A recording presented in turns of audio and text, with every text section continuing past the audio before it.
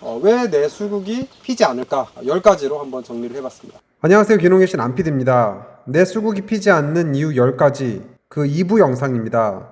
이번 영상을 이해하시기 위해서 꼭 필요한 개념을 지난 영상에서 자세하게 설명을 드렸습니다. 혹시 지난 1부 영상을 보지 않으신 분들은 꼭 시청하시고 이 영상을 봐주시면 감사하겠습니다.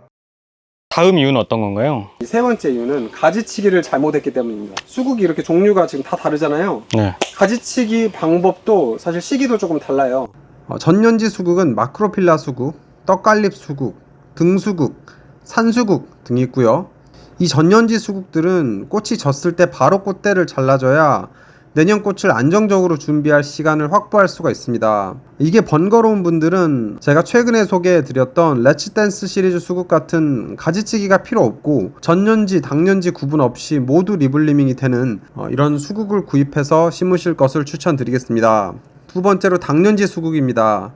당년지 수국에는 목수국, 미국 수국이 있습니다. 꽃을 다 보고 난 다음 날씨가 따뜻해지기 시작하는 늦겨울이나 초봄에 데드헤딩을 해주시는 게 좋은데요. 마크로필라보다 더 가지치기 시기가 더 유동적이고 다른 조건만 맞는다면 개화 확률이 더 높은 편입니다. 우리 아까 처음에 소개해드렸던 미국 수국이죠. 네, 미국 수국 계열 중에 이 아나벨, 그리고 얘네들은 목수국이죠. 네, 파이어라이트 목수국. 얘네들은 전년지일까요, 당년지일까요? 당년지죠. 그렇습니다. 당년지. 올해 생성된 가지에서 꽃이 꽃을 핀 피는 거죠. 애들이기 때문에 당년지예요. 네. 그렇기 때문에 저희가 직관적으로 생각해 봤을 때 아무래도 가지치기에 부담이 많을까요, 적을까요? 훨씬 적죠. 적습니다. 바로 그 해 만들어내기 때문에 언제 잘라도 무방하다고 봐야 되거든요. 얘도 마찬가지 목수국이잖아요. 마침 또 이 세 가지 모두 다 꽃이 펴있네. 맞습니다. 네. 네. 자, 얘 한번 볼까요? 얘네들은 지금 마크로필라, 네. 그리고 오른쪽은 떡갈립 수국이죠. 네네. 얘네들은 전년지 수국입니다. 작년에 생성된 가지에서 올해 꽃을 피는 얘네들 같은 경우는 생성하는데 얼마가 걸리나요? 1년이 걸리죠. 1년 걸리죠. 그렇기 때문에 얘네들은 아무래도 전정을 좀 빨리 해줘야겠죠. 네. 꽃이 지기 시작하면서부터 바로 해주는 게 좋습니다.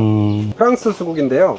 자, 얘들 지금 지기 시작하죠. 얘는 살짝 좀 늦었습니다. 자, 이파리와 이파리 사이 가운데 꽃 아래죠, 지금. 네, 여기를 이렇게 잘라주면 됩니다. 너무 아까운데 네. 그래도 과감하게 전지를 해줘야겠네요. 네, 맞습니다. 이걸 언제 해줘야 되냐면요. 꽃이 지기 시작하면 바로 해줘야 됩니다. 이 꽃도 지금 해줘야겠네요. 그렇죠. 사실은. 자, 해보겠습니다. 얘네들도 마찬가지로 이렇게, 그리고 얘도 마찬가지로 잘라주겠습니다. 네, 이렇게 잘라줬죠. 그러면은 이제 얘네들이 어떻게 생각해요?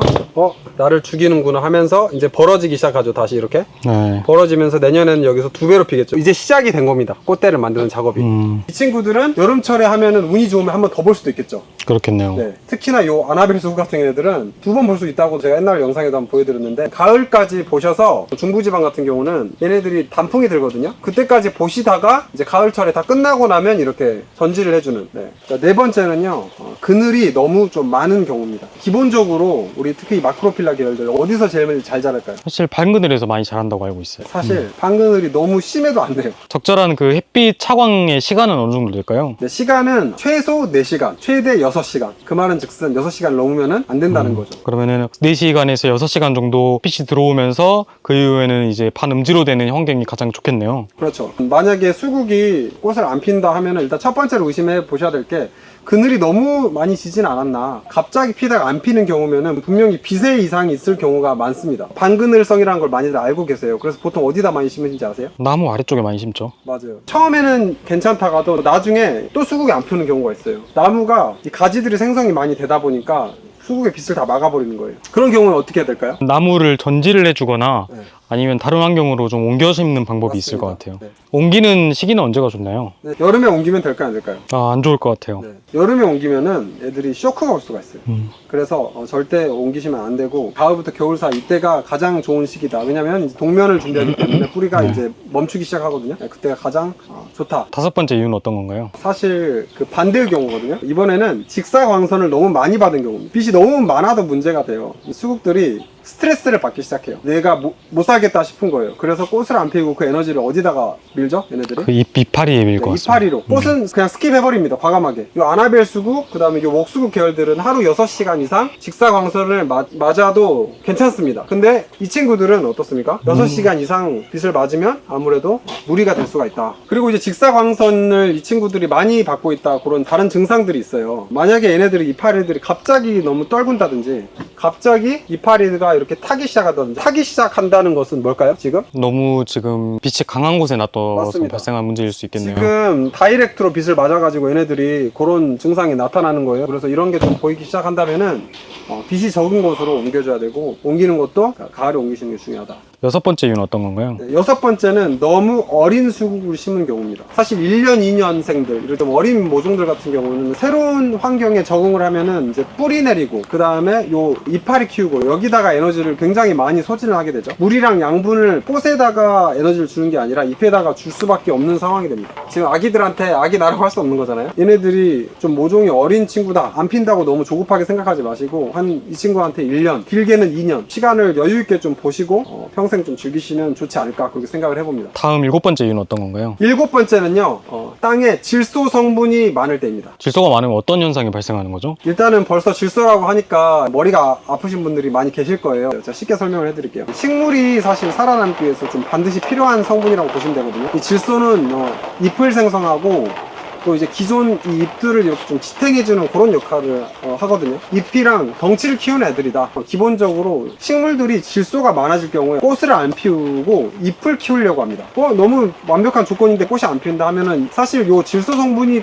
땅에 많지 않은가 의심 한번 해보셔야 돼요. 질소는 몸을 키우고, 이는 뿌리, 그리고 씨앗, 그리고 이제 과일, 그리고 마지막으로 꽃 생성하는 데 쓰는 성분이 인이에요. 그래서 수국이 이파리가 너무 많다, 인보다는 질소가 많았을 때 그런 현상이 많이 펼쳐지는 거예요. 그러면 그런 경우에는 어떻게 개화를 시킬 수 있을까요? 가장 좋은 방법은 사실 토양의 정확한 검사를 통해서 성분을 아는 건데, 사실 우리 일반인들이 그렇게 하기에는 좀 아무래도 쉽지가 않잖아요. 이 인 성분이 많은 이 원예용 골분 비료가 있습니다. 네이버, 쿠팡 여기 이런 데 치시면 나옵니다. 원예용 골분 비료를 사셔서 한 6개월 정도 완효성 비료를 사셔가지고 이렇게 뿌려주시는 게 더 낫다.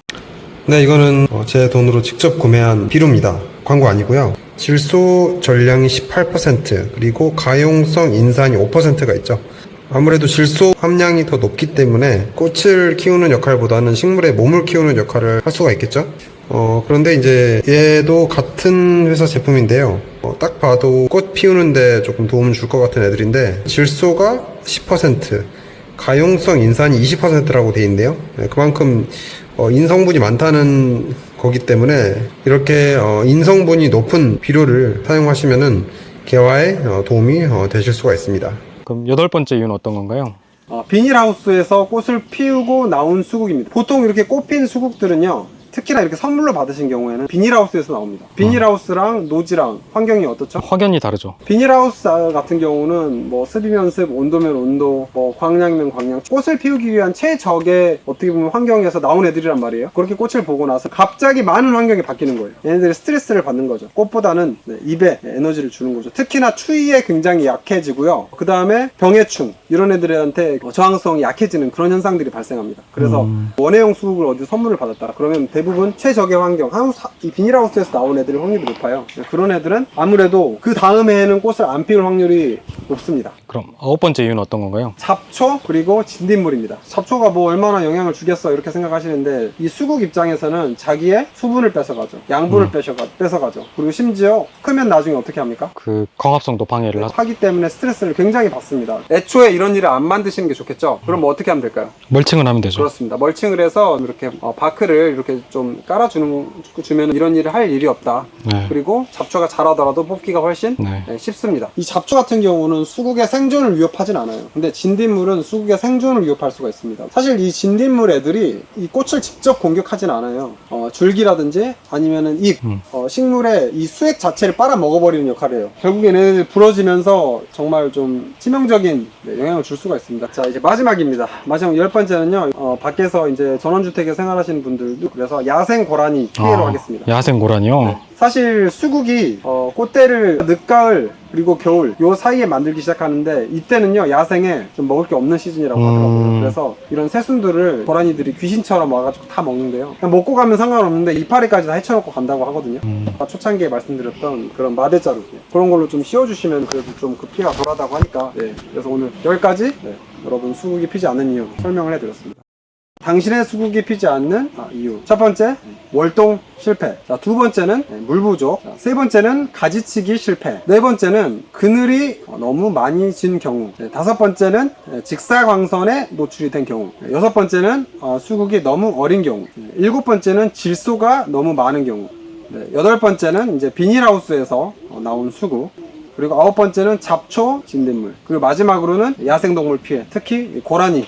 이 정도로 제가 정리를 해보겠습니다. 오늘 어떻게 유익하셨나요? 혹시 더 궁금하신 분들 댓글에 남겨주시고, 혹시 주변에 이 수국꽃이 피지 않아서 고생을 하고 계신 분들이 계시다면 그분들을 위해서 이 영상을 공유를 해주시면 좋을 것 같습니다. 네, 지금까지 기농의신 안피디였습니다. 네, 감사합니다. 감사합니다.